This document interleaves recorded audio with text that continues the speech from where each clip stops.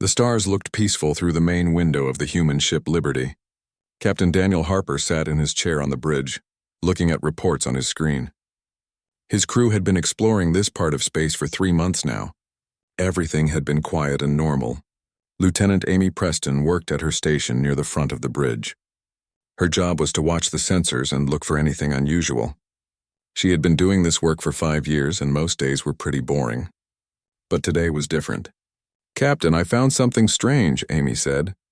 She looked at her screen with confusion on her face. "There is a signal coming from somewhere nearby. It looks like a distress call, but it is not from any human ship." Daniel stood up quickly. His heart started beating faster. "Where is it coming from?" Amy pressed some buttons on her console. "About 3 million kilometers away, near the 4th planet. The signal is weak and keeps cutting in and out. Show me on the main screen." The big screen at the front of the bridge turned on. Everyone could see several ships floating in space. Even though the image was not very clear, it was obvious that these ships were not made by humans. They had smooth, curved shapes that looked almost alive. Some were large and some were small, but all of them looked damaged. Commander Jake Morrison stood at his station on the right side of the bridge. He was in charge of weapons and defense. He stared at the screen with wide eyes. "Those are alien ships. Real alien ships. And they look like they are in serious trouble." Daniel felt a mix of excitement and worry. Humans had been searching for other intelligent life in space for hundreds of years. They had sent signals into space and listened for answers. They had built big telescopes and sent probes to distant stars. But they had never found anyone else. Until now. "Amy, can you figure out what the message says?" Daniel asked. Amy worked on her computer for a few minutes. The ship's computer tried to understand the alien language. "Got something, Captain." The message keeps repeating over and over. It says their ships are broken. They went through some kind of space storm or gravity problem. Their engines do not work anymore. They are running out of power and their life support systems are failing. "How many ships are there?" "I count 14 ships. The biggest one is about twice the size of our ship." Daniel thought about what to do. The Liberty was not a big military ship. It was an exploration vessel with only 45 crew members. They had some weapons for protection, but they were not designed for heavy combat or rescue missions. However, these aliens needed help, and the Liberty was the only ship anywhere near them. He looked around the bridge at his crew. Amy looked worried but determined. Jake seemed ready for action. Everyone was waiting for his decision. "Set course for those ships. Go as fast as we can," Daniel ordered. "Jake, get all our equipment ready. We might need to help them with power or repairs. Amy, send them a message on their frequency. Tell them help is coming." The Liberty turned and started moving toward the alien fleet. The engines hummed louder as the ship increased speed. Everyone on the bridge worked quickly to prepare for whatever they might find. Daniel sat back down in his chair. He thought about what this moment meant. This was not just about helping some ships in trouble. This was humanity's first real meeting with aliens. Everything they did now would show these aliens what humans were like. He wanted to make sure they showed the best of humanity. "Captain, we will reach them in about 2 hours," Amy reported.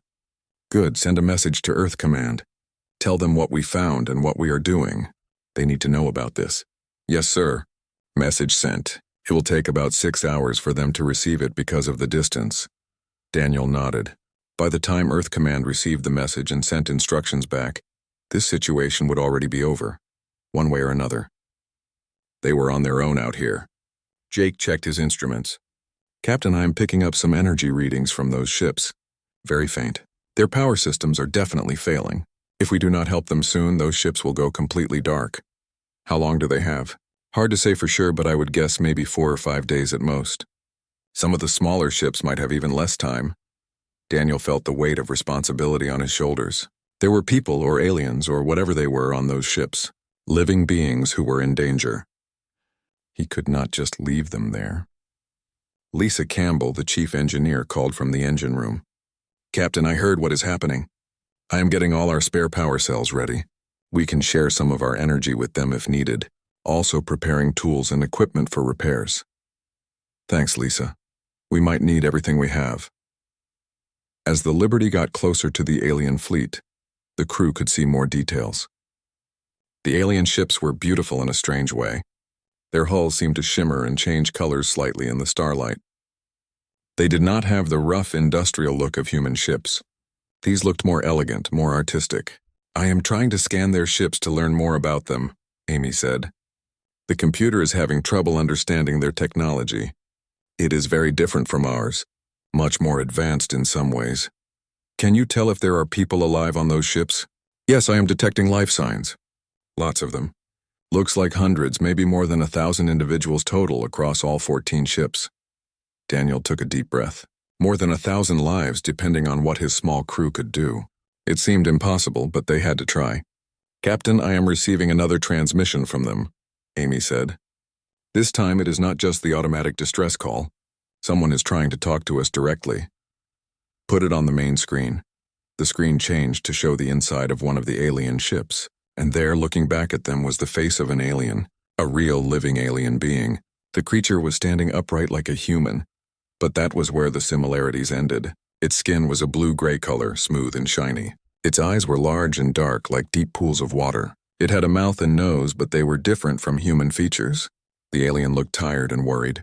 When it spoke, the words came out in a strange language, but the computer translated them into English. "Please help us. We are dying." Daniel stood up straight and looked directly at the alien on the screen. "We are coming. Hold on. We will help you." Part 2. The Liberty moved slowly and carefully toward the alien fleet. Daniel wanted to get close enough to help, but not so close that they might accidentally damage any of the disabled ships. Every movement had to be precise and controlled. "Amy, try to establish a better connection with them." "I want to talk to whoever is in charge," Daniel said. A few minutes later, the main screen showed the alien again. This time the image was clearer. The creature looked more tired than before. Its large eyes seemed to carry a heavy burden. "I am Commander Vrel of the Tethian Merchant Fleet," the alien said through the computer's translation. "You received our call for help?" "Captain Daniel Harper of the human vessel Liberty." "Yes, Commander, we got your message. What happened to your ships?" Vrel moved slightly, and Daniel noticed the alien seemed to sag with relief at hearing help had arrived. "We were traveling through this region when we encountered an unexpected spatial distortion, a gravity anomaly that our sensors did not detect in time. The intense gravitational forces damaged our quantum drives. We cannot repair them here in space. We need a shipyard with proper equipment." "How many people do you have on your ships?" Daniel asked. 1,600 crew members across all 14 vessels. Our power reserves are almost gone. Life support is failing on the smaller ships. We have maybe 4 of your days before systems start shutting down completely." Daniel heard Jake whistle softly behind him. 1,600 lives. That was a lot of people, or aliens, depending on how you looked at it. The Liberty had supplies and equipment for 45 crew members, not 1,600. "All right, Commander Vrel. Here is what we are going to do. My crew will come over to your ships and look at the damage. We might not understand your technology, but humans are good at fixing things and finding solutions. While we work on repairs, we will also transfer some of our emergency power supplies and life support equipment to your ships." Vrel's eyes seemed to grow even larger. "You would do this for us? But we are strangers. You know nothing about us. We have no way to pay you for this help." Daniel smiled. He understood why the alien might be confused. "Commander, where I come from, you do not charge people for helping them when they are in trouble. That is just what decent people do. Let us get your crew safe first. We can worry about everything else later." "This is very unusual. Most species would demand payment or simply ignore our distress call. Some would try to take advantage of our weakness. Well, humans do things a bit differently. Give us permission to dock with your ships and we will get started." Over the next hour, small teams from the Liberty put on spacesuits and traveled over to the Tethian ships. Lisa Campbell led the engineering team. She was carrying tools and equipment, ready to face whatever challenges waited inside those alien vessels. When Lisa entered the main engine room of the Tethian flagship, she stopped and stared. The technology was like nothing she had ever seen. Instead of the pipes, wires, and machinery she was used to, everything here looked organic and smooth. Lights pulsed through transparent tubes. The walls seemed to glow softly with their own light. "This is incredible," Lisa said over her radio. "Captain, their technology is way more advanced than ours. I am not even sure where to start. Kor, the Tethian chief engineer, approached her. He was taller than Vrel and had darker skin. Your technology is primitive compared to ours. How can you possibly help? Lisa looked around the engine room, then looked at Kor. You are right. Your technology is more advanced. But sometimes simpler is better, especially when things are broken. Your fancy quantum drives do not work right now. Our basic fusion engines might not be as fast or efficient, but they are reliable, and we know how to build them and fix them. You want to attach your primitive engines to our ships? If that is what it takes to get you moving again, yes.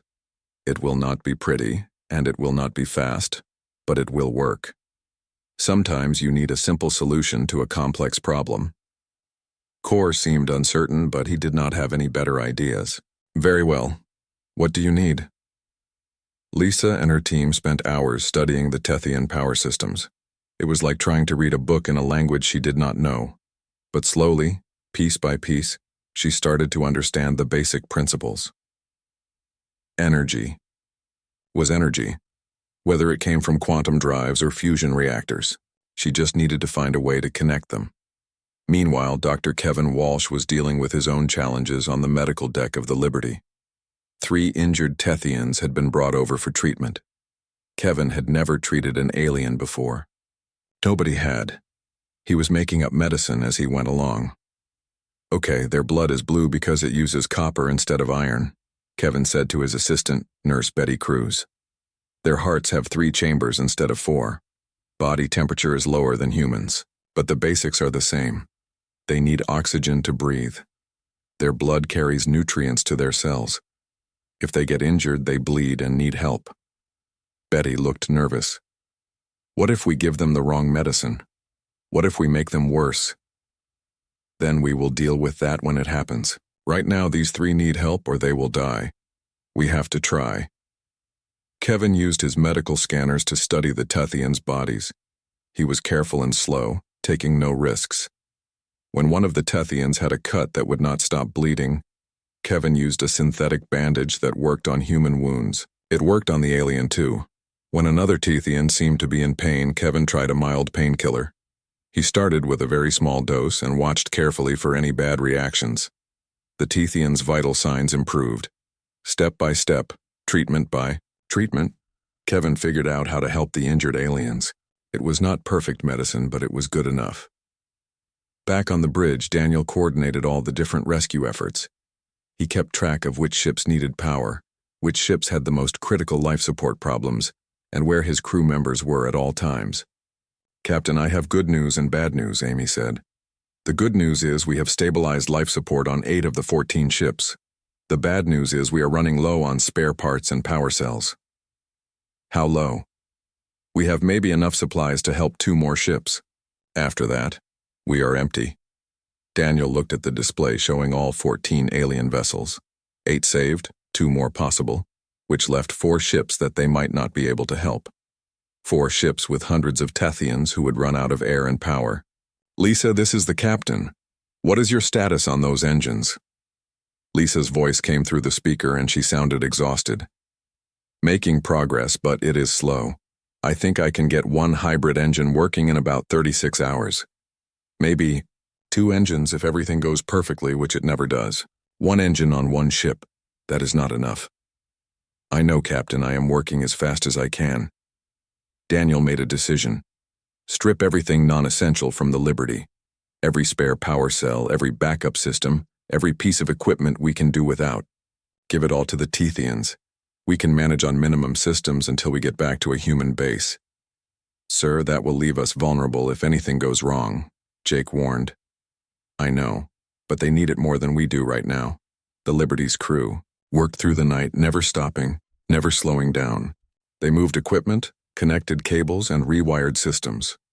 Humans and Tethians worked side by side, despite the language barrier and the confusion of dealing with alien technology and alien thinking. Part 3:30 hours had passed since the Liberty first arrived at the disabled Tethian fleet. The human crew had been working without rest, surviving on coffee and determination. Lisa Campbell looked like she had not slept in days, which was true. Her uniform was dirty with grease and burn marks. Her hands were covered in small cuts from working with sharp metal and hot equipment, but the hybrid engine was almost ready. "This is insane," Core said, watching Lisa connect the final power cables.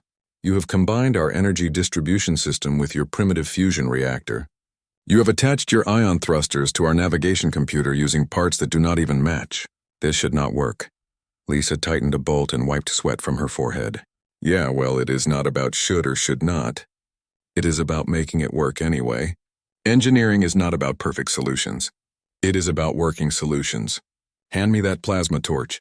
She welded the last connection into place. The engine room filled with the smell of hot metal and ozone. The hybrid system looked like a mess of human and alien technology forced together, held in place with welds, bolts, and in a few places, actual tape. "Okay, moment of truth," Lisa said. She activated the power flow. For a few seconds, nothing happened. Then the fusion reactor hummed to life. Power flowed through the cables into the Tethian energy grid. Lights that had been dim for days suddenly grew brighter. The navigation computer beeped and displayed readings in Tethian symbols that Lisa could not read. But Core could. "It is working," Core said, his voice full of disbelief. "The power flow is stable. The engines are receiving energy. This is remarkable." Lisa allowed herself a small smile. "Never doubt human engineering. We might not be fancy, but we get things done. Now let us test the movement systems." On the bridge of the Liberty, Daniel watched his screen anxiously. He saw the Tethian flagship, which had been dead and drifting for days, suddenly light up. Small thrusters fired, adjusting the ship's position slightly. "Captain, the flagship is moving," Amy reported with excitement in her voice. "Lisa did it." "The engine works." Daniel felt relief wash over him. At least one ship could move now. That was something. Then Amy's expression changed. "Captain, I am picking up new contacts on long-range sensors. 4 ships heading this way fast. They are not broadcasting any identification signals." Jake checked his tactical display. "Confirmed. 4 unknown vessels approaching at high speed. Based on their vector and speed, they will reach us in about 40 minutes. Vrel, who had been on the Liberty's bridge watching the rescue efforts, suddenly looked afraid. "Check their weapon signatures." "Are they heavily armed?" "Yes," Jake answered. "These ships are designed for combat. Lots of weapons." "Then they are Korthan raiders," Vrel said quietly. "Pirates who prey on disabled ships in this sector of space. They must have detected our distress beacon. With our weapons offline and shields down, we cannot defend ourselves. They will destroy us and take everything of value." Daniel felt a cold anger settle in his stomach. His crew had worked for more than a day to save these people. They had given almost everything the Liberty had to help strangers in need. And now pirates were coming to destroy it all. "Jake, what kind of firepower are we talking about?"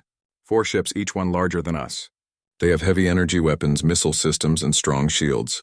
"Captain, we are not a warship. The Liberty has defensive weapons, but we are not designed for this kind of fight. Can we run? Get out of here before they arrive?" "We could, but it would mean leaving the Tethians behind. Most of their ships still cannot move. The raiders would destroy them easily." Daniel looked at the 14 alien ships on his screen. 1,600 people who had done nothing wrong except have bad luck and fly through a gravity anomaly. People his crew had sacrificed so much to save. "Vrel, tell me about these Korthan raiders. How do they fight?" "They are aggressive and ruthless. They attack quickly and overwhelm their targets with superior firepower. They do not take prisoners. They destroy disabled ships and steal the cargo." Daniel stood up and started pacing. He thought about the situation. 4 enemy ships against 1 small exploration vessel. On paper, it was hopeless. The Liberty would be destroyed in minutes if they fought directly. But Daniel had not become a starship captain by giving up when things looked bad.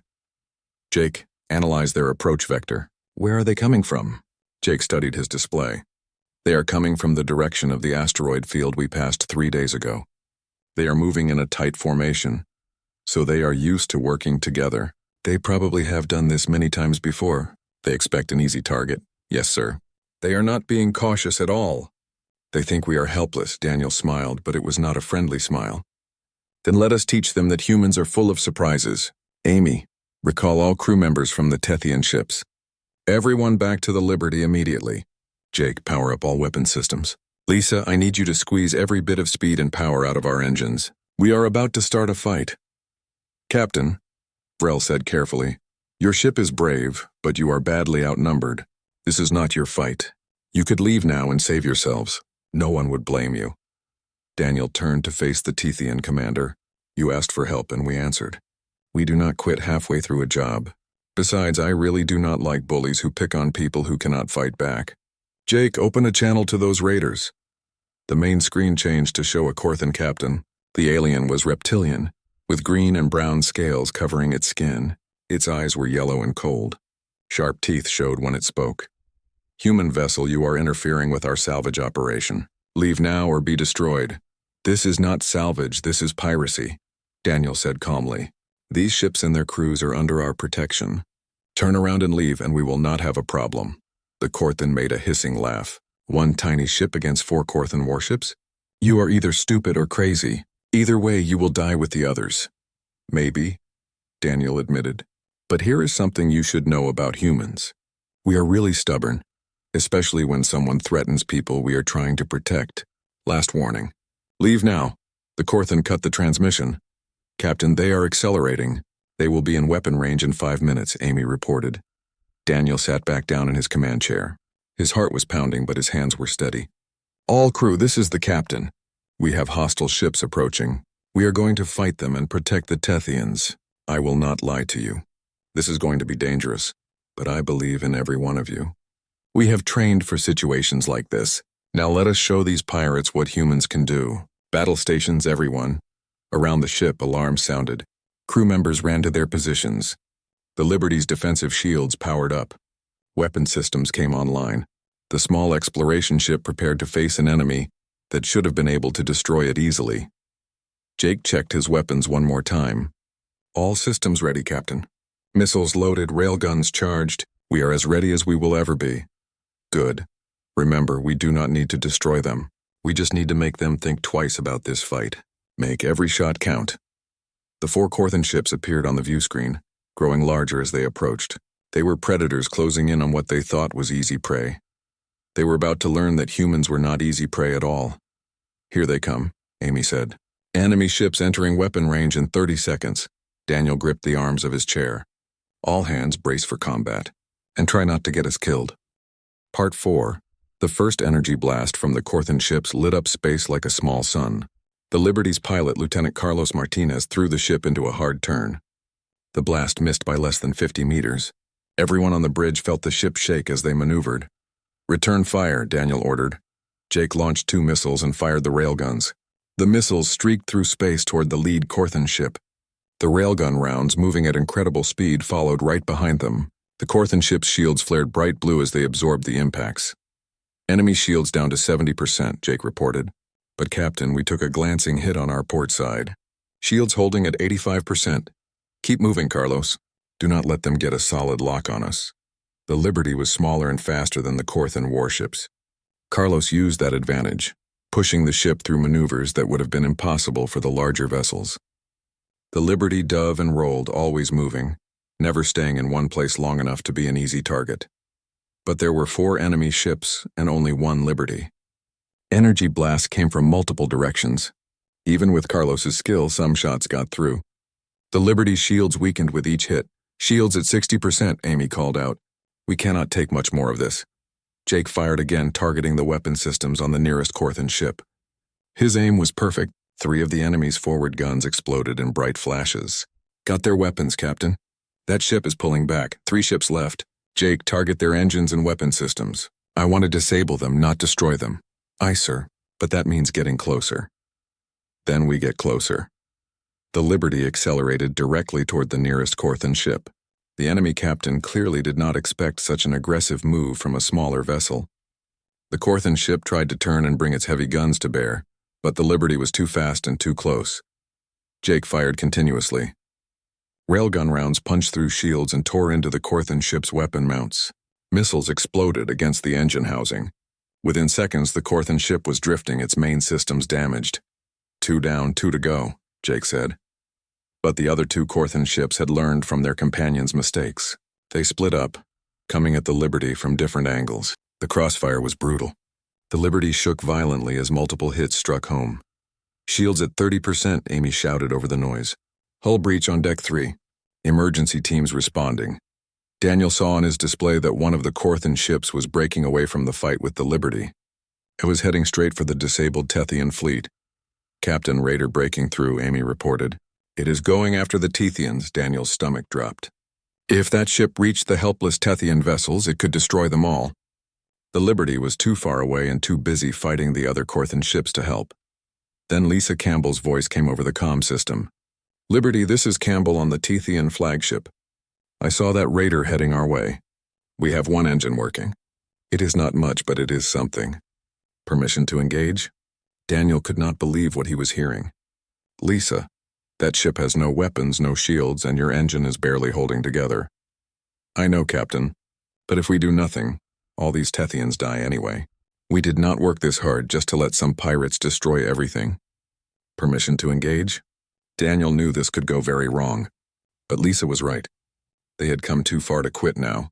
Permission granted. Be careful, Lisa. Careful is my middle name. Campbell out. On the Tethian flagship, Lisa stood in the engine room with Core and two other human engineers. The hybrid engine rattled and shook as she pushed it harder than it was designed to go. This engine cannot handle combat maneuvers, Core warned. It will tear itself apart. Then we better make this count the first time, Lisa said. She grabbed the manual control stick, which was a human addition to the Tethian systems. Everybody hold on to something. The Tethian flagship lurched into motion. It was not graceful. The ship shook and groaned. Smoke poured from several damaged sections, where the hybrid systems were being pushed beyond their limits. But it moved. The Corthan raider did not expect any resistance from its target.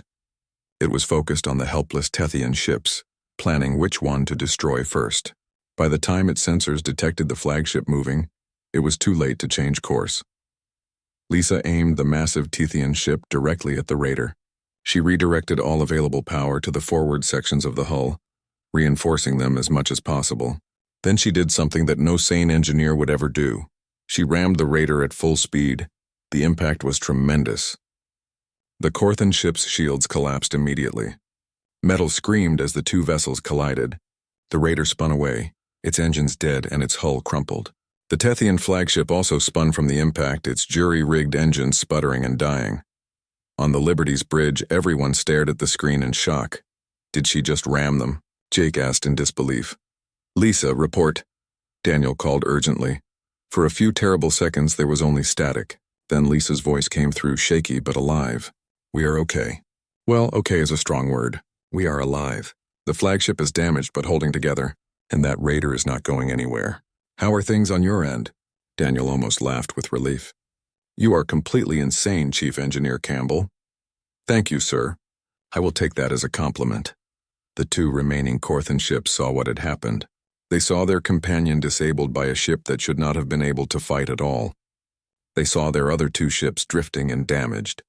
And they saw the small human vessel still fighting, still moving, still refusing to give up despite being outnumbered. The Corthan captains made a quick calculation. This raid was supposed to be easy profit. Instead, it had turned into a real fight against an enemy that did not know when to quit. Pirates were not soldiers. They did not fight when the odds turned against them. Captain, the remaining raiders are breaking off, Amy reported. They are retreating. Make sure they actually leave. Track them until they are out of sensor range. The Corthan ships turned and accelerated away, disappearing into deep space. The battle was over. Daniel slumped back in his chair. The tension that had been holding him together suddenly released. He felt exhausted and shaky. Around the bridge, his crew looked the same way. They had just fought and won against impossible odds. Damage report, Daniel said. Amy checked her console. Shields are down to 15%. Hull breaches on 3 decks, all sealed now. Minor injuries reported, nothing serious. The ship is battered but functional. And the Tethians? All ships still intact. The flagship took some damage from the ramming, but Lisa says it can be repaired.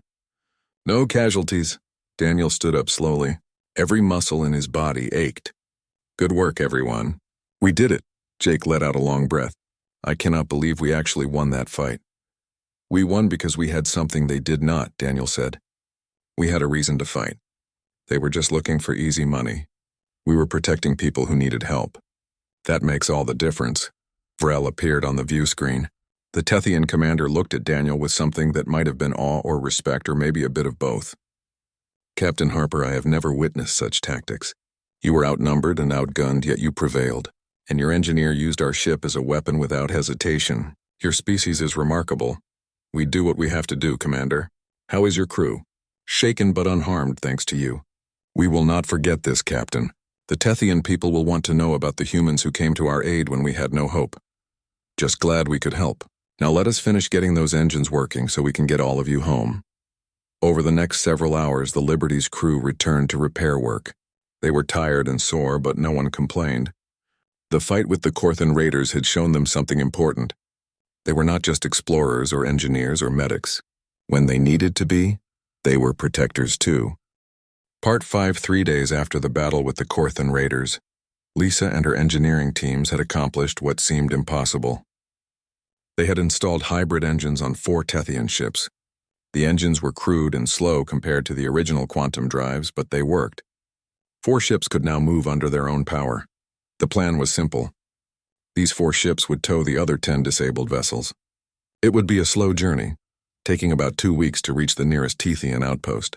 The Liberty would escort them the entire way, making sure they arrived safely. Captain Daniel Harper stood in the observation room of the Liberty, watching the Tethian crew members working on the outside of their ships.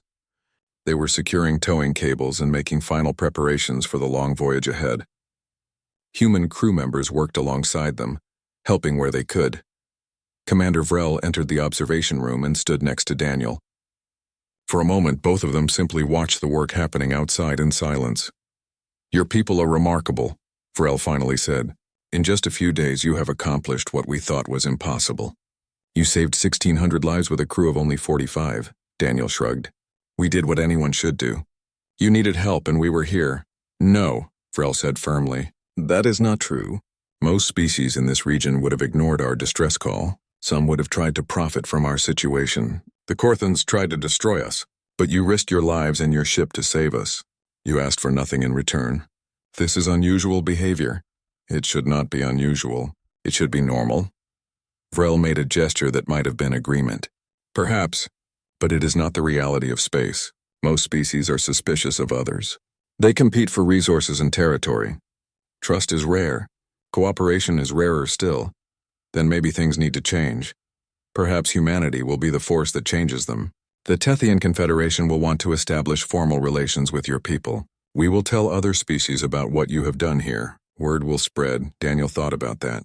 First contact with aliens had been something humans had dreamed about for centuries. Now it was happening, and it was happening because the Liberty had stopped to help someone in need. That felt right somehow. Lisa Campbell joined them in the observation room. She looked cleaner than she had in days, having finally had time to shower and rest, but she still had dark circles under her eyes from exhaustion. "All engines are ready, Captain. We can start the journey whenever you give the word." "How are those hybrid systems holding up?" Lisa made a face. "They are ugly and inefficient, but they should last long enough to get to the Tethian outpost. After that, they can install proper engines and forget about my mess of human and alien technology." "I think they will remember it," Vrel said. "Our engineers are already studying your designs. The way you combined simple, reliable systems with more complex technology is fascinating. We had forgotten that sometimes the simplest solution is the best solution. Well, when you have worked with limited resources as much as we have, you learn to be creative," Lisa said. "Humans have been fixing things with whatever we have available for thousands of years. It is kind of our specialty." Over the next 2 weeks, the strange convoy made its way through space, 4 Tethian ships under their own power, each one towing multiple disabled vessels behind them. The Liberty stayed close, its sensors constantly watching for any threats. The journey was mostly peaceful. They saw other ships occasionally in the distance, but none approached. Word had apparently spread about what happened with the Corthan raiders. No one wanted to challenge a fleet protected by humans.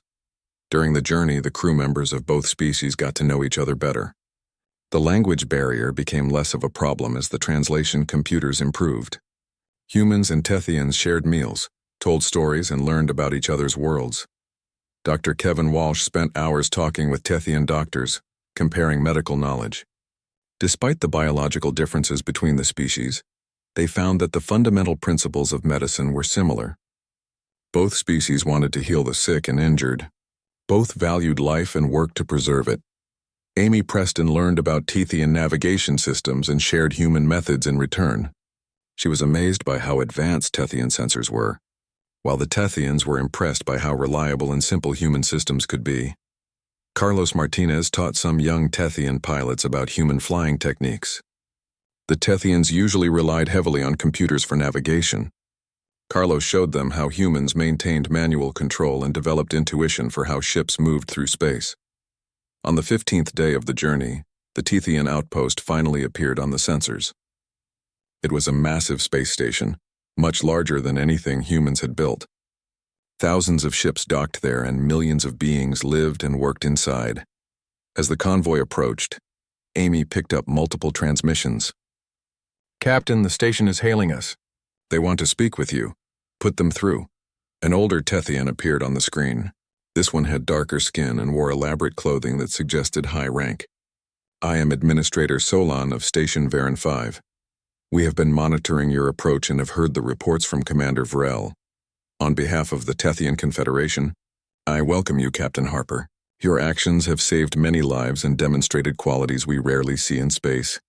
Thank you, Administrator. We are just glad we could help. You will be our guests here for as long as you wish. We have much to discuss, including formal relations between our peoples. The Confederation wishes to invite representatives from Earth to visit our homeworld." Daniel felt the weight of that statement. This was bigger than just a rescue mission now. This was the beginning of something new for humanity, a chance to join the larger community of spacefaring species. "We would be honored, Administrator, though I should warn you, humans can be a bit enthusiastic when we are excited about something, and meeting aliens for the first time is very exciting for us." Solon made a gesture that might have been a smile. "We have noticed this quality in your crew. Their energy and optimism are refreshing. We look forward to learning more about humanity." The Liberty and the Tethian fleet docked at the station. When Daniel and his senior officers stepped onto the station, they were met by hundreds of Tethians who had gathered to see the humans who had saved their people.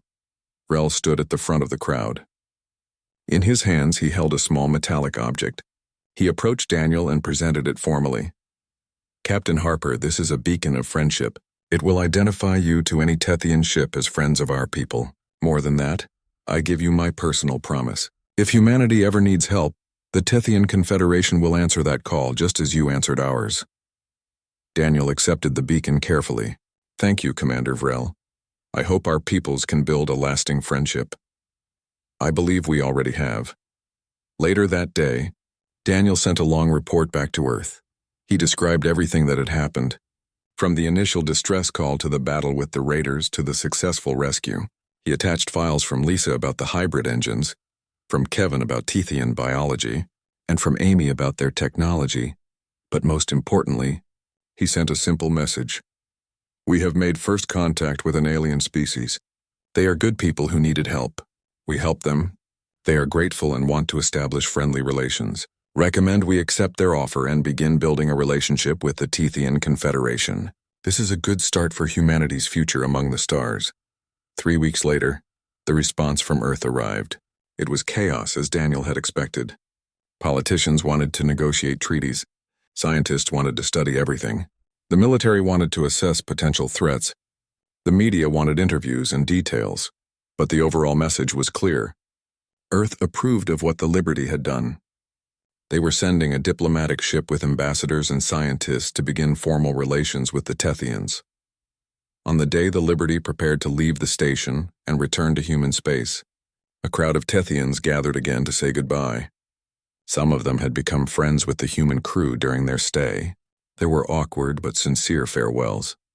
As the Liberty undocked and began the journey home, Daniel sat in his command chair and thought about everything that had happened. A month ago, they had been on a routine exploration mission. Now they were part of history. They had proven that humans could hold their own among the species of the galaxy, not through superior weapons or technology, but through courage, ingenuity, and a willingness to help others. Jake approached from his station. "Captain, I have been thinking. We were just in the right place at the right time. Any human ship would have done the same thing." "Maybe," Daniel agreed. "But we were the ones who were here. We were the ones who made the choice to help. That is what matters. Do you think other aliens will be friendly like the Tethians? I hope so. But even if they are not, We will deal with it. We will be who we are. We will help where we can, defend ourselves when we must, and always try to do the right thing. Amy called from her station. Captain, I am picking up a transmission from deep space. It is another distress call, but this one is from a species we have never heard of before. Daniel smiled. Then I guess our work is not finished yet. Set course to investigate. Let us go see who needs help today.